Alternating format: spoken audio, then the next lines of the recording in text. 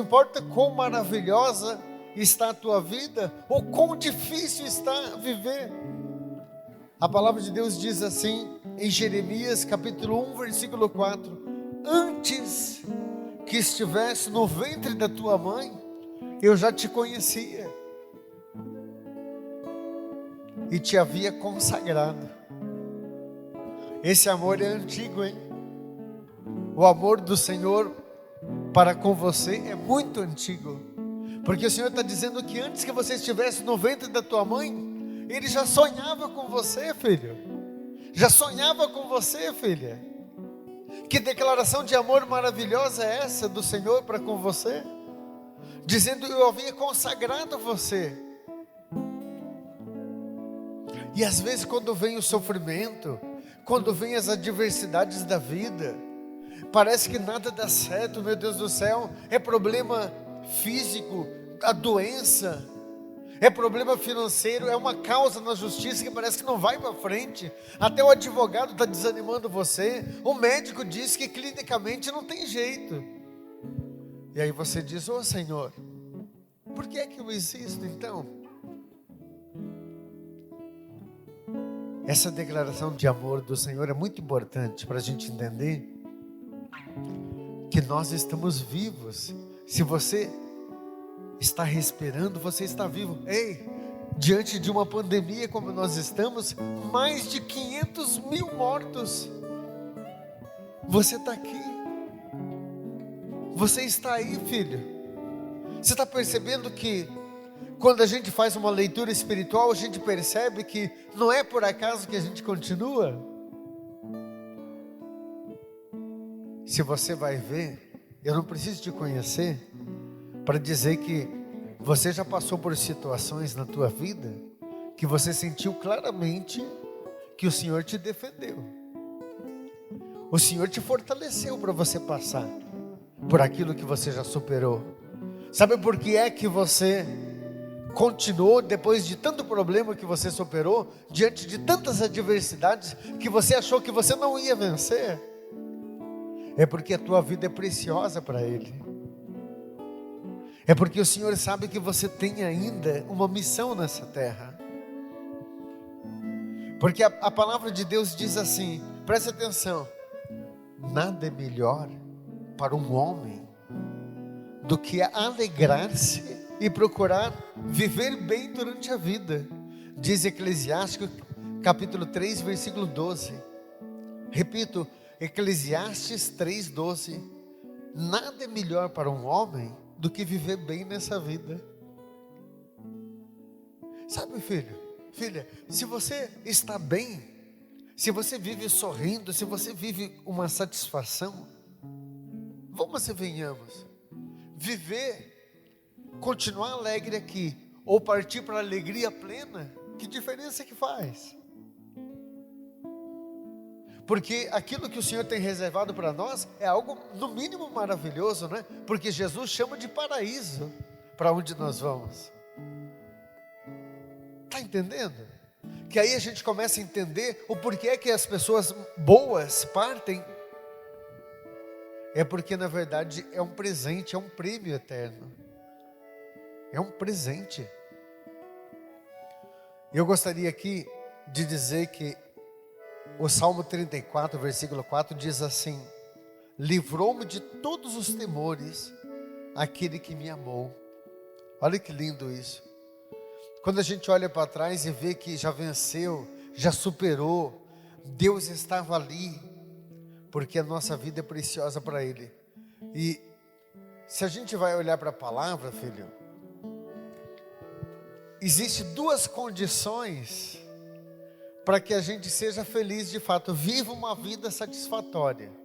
E eu gostaria de partilhar com vocês essas duas condições, que é a obediência e a submissão, para você ser feliz de verdade.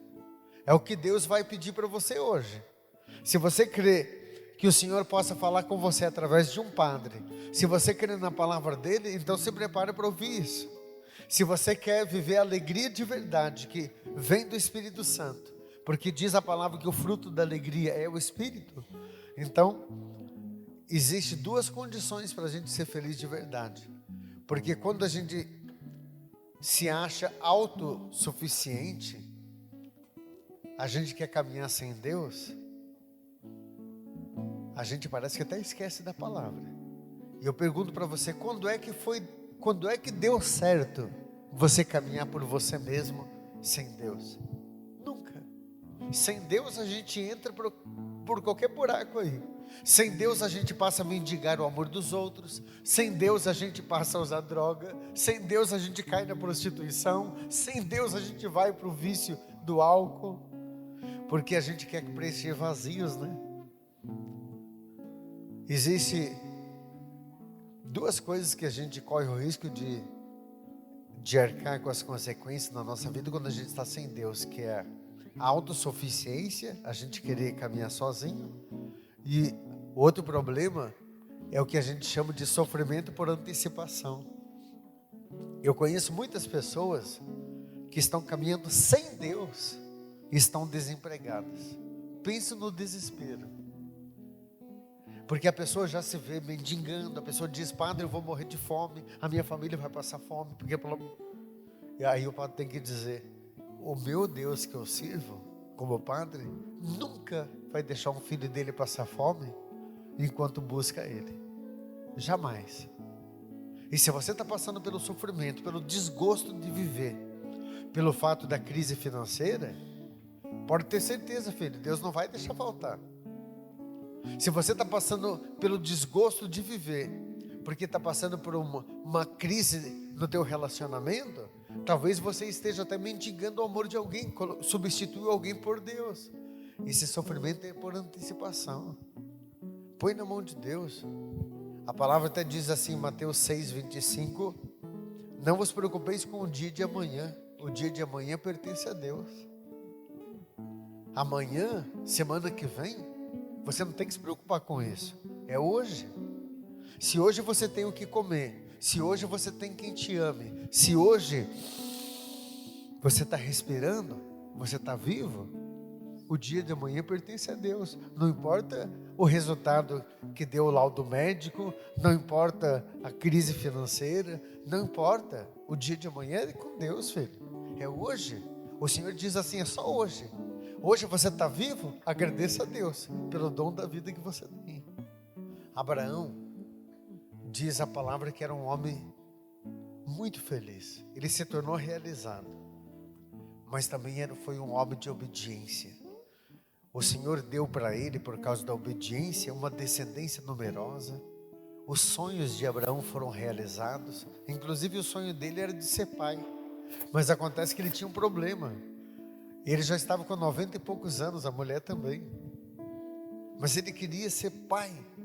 Ele queria ter um filho com a esposa, com Sara. E como ele foi obediente, Deus deu o filho para a mulher dele. A primeira leitura de hoje diz que ele chegou a cair por terra de tanto rir, quando o anjo disse que a mulher dele ia ficar grávida. Eu imagino a situação de Abraão, porque uma mulher de 90 e poucos anos. Eu acho que quando o anjo anunciou que a mulher dele ia ficar grávida, ele ficou pensando, imagina que bonita minha velha, com 90 e poucos anos, com aquele barrigão. Ele caiu por terra de tanto rir. E Deus deu o filho para ele.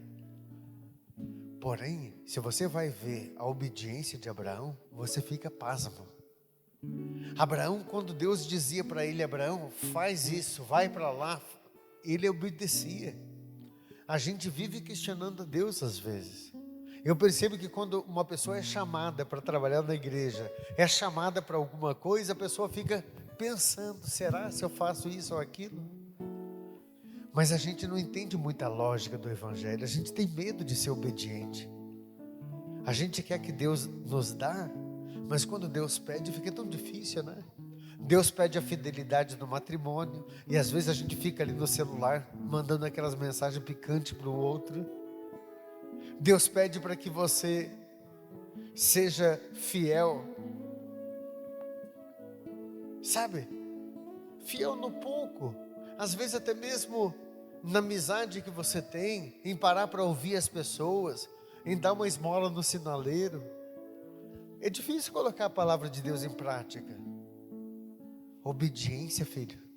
Porque se você for obediente, escreva o que eu estou te dizendo. Porque um dia, quando a gente se vê na vida eterna, você vai bater no meu ombro e vai dizer: Padre Kleber, bem que você falou, eu fui mais obediente a Deus. Olha onde a gente está aqui, que lugar maravilhoso. A gente às vezes não é obediente à palavra, gente. A gente guarda mágoa, guarda ressentimento. A gente não partilha com ninguém, a gente quer tudo para a gente. A gente não é fiel, às vezes, naquilo que o Senhor nos pede.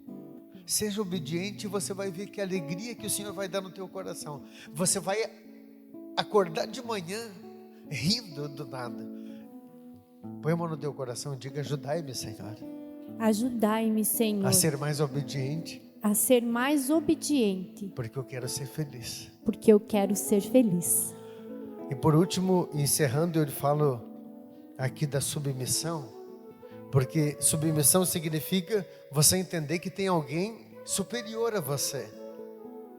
Preste atenção no que eu vou te dizer.